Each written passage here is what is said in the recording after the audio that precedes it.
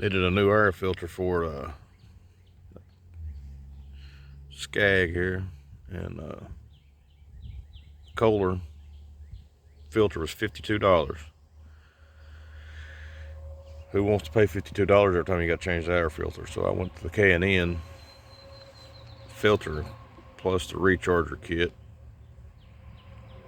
I think I wound up with like $68.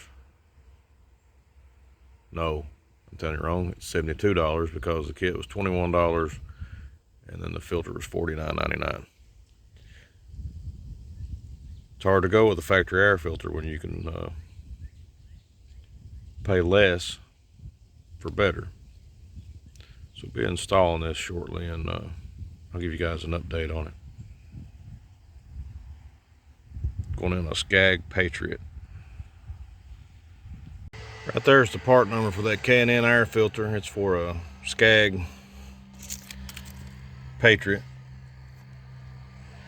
Has the Kohler 23.5 horsepower engine on it. If you want to cross-reference and get you a K&N, there you go. It is a tight fit. I thought it didn't fit, but it does fit snug, and you have to press in on the cap when you fasten it back on. And I pulled the cap back off to make sure it didn't damage the filter, and it did not damage the filter, so everything looks good to go. Saves having to pay $50. I know you could probably get on eBay and get a knockoff brand air filter other than the Kohler air filter. I do know that, so I don't need comments.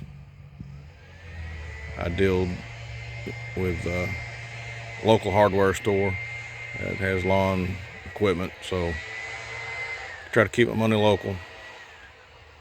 But there you go. E4961 part number.